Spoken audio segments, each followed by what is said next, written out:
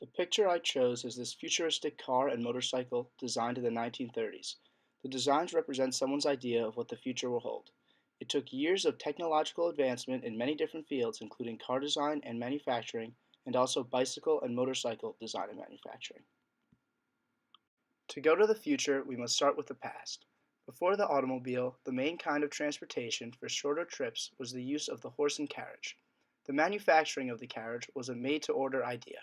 There was a diverse industry of locally made carriages that had many different features and designs. You can see the similarities between the horse and carriage design and the first automobile. It has the same shape, and the aerodynamics of the car are the same as the horse and carriage. Essentially, if you remove the horse from the horse and carriage, it would look like the first type of automobiles. The first type of automobiles were manufactured through the static assembly line. This way of manufacturing involved workers moving around and the cars staying in the same spot throughout their assembly. This is similar to the way bicycles, reapers, and sewing machines were made. This way of manufacturing was inefficient, and it made buying an automobile very expensive and only available to the rich. This all changed with Henry Ford's assembly line. He did this by manipulating the manufacturing system to the movement of the cars and the workers staying in the same spot. The amount of cars produced increased exponentially, leaving more people with cars at a cheaper price.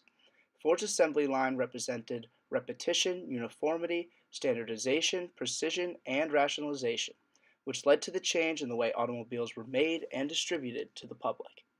During the Roaring Twenties, customers of the automobile began wanting different and more colorful designs. This was different than the Ford's Model T because he wanted every car to be made exactly the same. He once said, "A customer can have a car painted any color he wants, as long as it's black." This change started in the 1920s and continued during the 1930s. This is a picture of your average 1930s automobile. It still has a very similar design to the horse and carriage and the Model T before it. At this time, other automobile makers began letting you choose the color of the automobile, and for the first time, we began to see different people creating and experimenting with different ideas of the future of the automobile. Here's a picture from the 1930s showing the future of automobile design. In the picture, they are highlighting how the design of the Model T and horse and carriage holds the automobile back. During this time, cars were changing from the bulky design shown to a new sleeker and aerodynamic design. Here's a picture of the Torpedo on Wheels, a futuristic car design from the 1930s that highlighted speed. During this time, car engines, transmissions, and brakes were becoming much more technologically advanced, allowing cars to be able to go much faster speeds. Naturally, a sleeker design has less drag, and this allows the car to go faster. This is a Bugatti from the late 1930s. Around this time, sleeker, more aerodynamic designs have started to become adopted. It is much different in design than the original horse and carriage and Model T. We begin to see many varying car designs, allowing the customer to pick and choose the automobile that fits their needs. Going back to the original futuristic design, we can notice some more things. It is aerodynamic, and the big wheel in the front helps preserve the streamlined shape of the vehicle.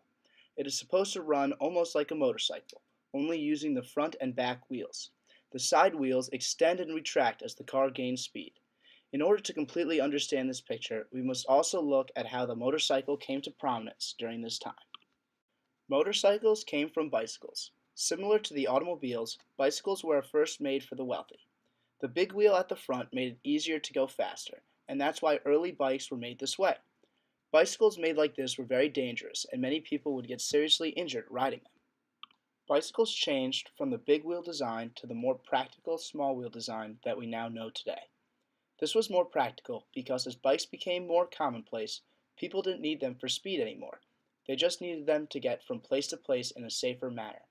This bike became known as the safety bicycle. Bicycles, like the automobile, were made from static assembly. They symbolize uniformity, repetition, and systemic organization. The scale of producing these bicycles was also very impressive, and the technology was very influential because people that could not afford automobiles would choose bicycles as their mode for transportation.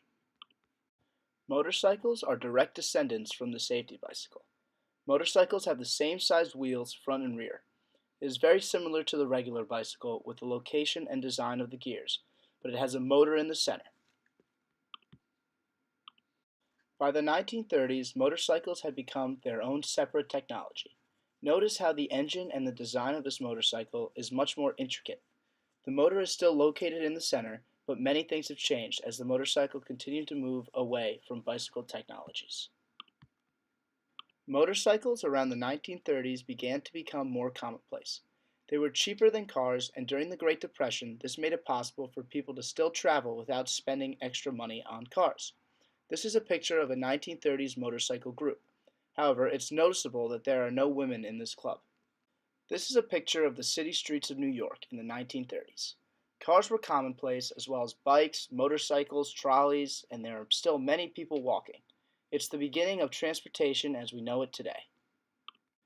We can see that this futuristic design incorporates both futuristic automobile technology and motorcycle technology. There is the sleek aerodynamic design, and it runs on two wheels, similar to a motorcycle. People during this time were always trying to combine things to make them better, and this is an example of combining cars and motorcycles together.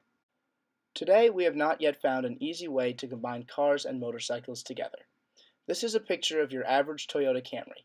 The designs of this car resemble the aerodynamic designs discovered in the 1930s. It is interesting to see what people from the 30s think the future held and what actually has become a reality.